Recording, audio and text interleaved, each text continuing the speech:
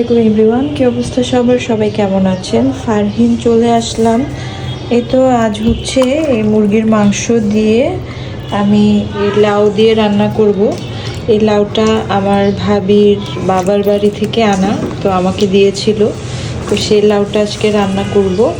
আর এই বাঁধাকপিটাও ভাবির বাবার বাড়ি থেকে আনা, তো বাঁধাকপিটা আমি ভাজি করব। পেঁয়াজ আমি কুচি করে নিয়েছি। এখন কতগুলো দুধ, এখানে প্রায় 5 কেজির মতো দুধ আছে, আমি জাল করে নিয়েছি। সবচেয়ে আফসোস করার মতো ব্যাপার হলো আমার বাসায় ছোট ছোট বোতল নেই, তো এই দুধগুলো সব একসাথে জাল দিয়েছি। বোতল এনে দেন বোতলে বোতলে ঢুকিয়ে রাখবো। মাশাআল্লাহ কি সুন্দর, একদম দেশি গরুর দুধ। এক বড় ভাই নিয়ে এসেছিল রোজার আগের দিন। আমি একটু জিরা ভেজে নিচ্ছি, আমার জিরার ফাঁকি শেষ। অল্প একটু আস্ত জিরা ছিল, সেটাই একটু ভেজে নিচ্ছি। চুলাটা একটু কমিয়ে দিলাম, হালকা করে একটু ভাজা দিয়ে দিব। আপনারা কে কে আমার মতো এরকম মুরগির মাংস দিয়ে লাউ দিয়ে রান্না করেন বা খান? আমি কিন্তু এই রান্নাটা অনেক পছন্দ করি। লাউ দিয়ে মুরগির মাংস নামানোর আগে কাঁচামরিচ ধনিয়া পাতা বেশি করে দিলে আরও মজা লাগে। আপনারা চাইলে এভাবে একদিন ট্রাই করে দেখতে পারেন আমার মতো করে। আই হোপ অনেক ভালো লাগবে। তো এদিকে আমি পেঁয়াজটা গরম মশলা সহ ভাজা ভাজা করে নিয়েছি। এখন এর মধ্যে একটু আদা রসুন বাটা দিয়ে দিচ্ছি। যেহেতু লাউ দিয়ে রান্না করবো, সামান্য পরিমাণে একটু দিয়েছি। তারপরে হচ্ছে এর মধ্যে আমি এখানে হলুদ, মরিচ, গোলমরিচ, তারপর হচ্ছে ধনিয়ার গুঁড়ি সব দিয়ে দিলাম। এবার মশলাটা আমি একটু ভালোভাবে কষিয়ে নিব।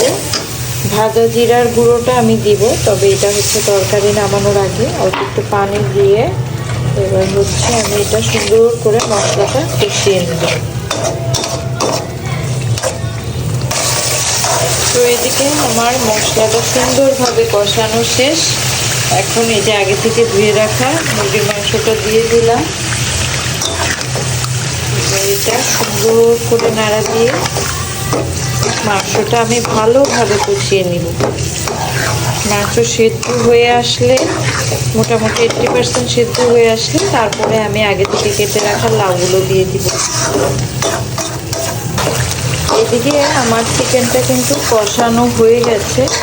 এখন হচ্ছে আমি আগে থেকে যে লাউটা কেটে রেখেছিলাম সেই লাউটা দিয়ে দিব।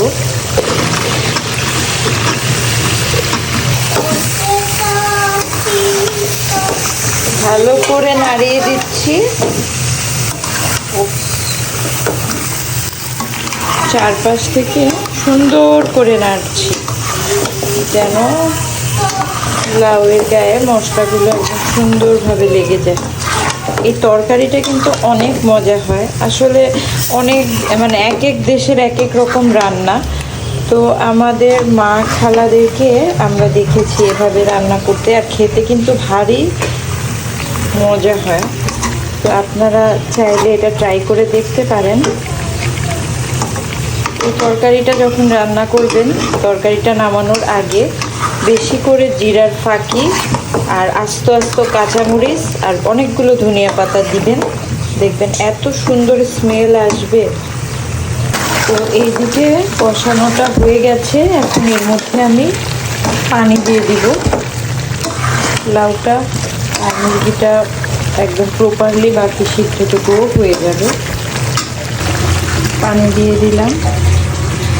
তো আমি এদিকে রসুন, পেঁয়াজ, কাঁচামরিচ, লবণ আর হলুদ দিয়ে একটু পেঁয়াজটা ভাজা ভাজা করে নিয়েছি।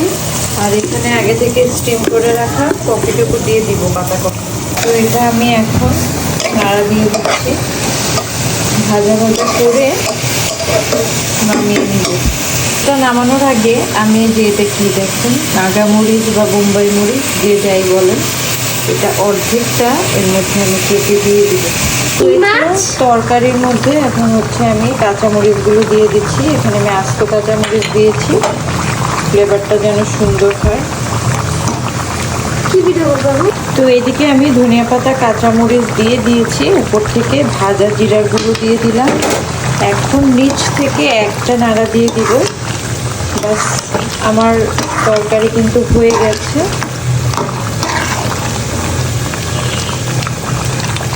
খুব সুন্দর লাগছে এই তরকারিটা, কিন্তু আশা করি খেতেও অনেক ভালো লাগবে, কারণ আগেও আমি এই তরকারিটা অনেকবার রান্না করেছি।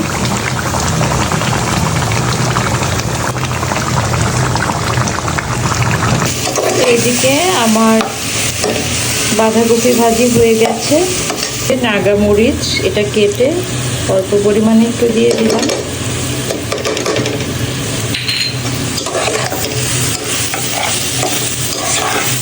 তো সুন্দর একটা স্মেল আসছে, খুব সুন্দর একটা স্মেল আসছে।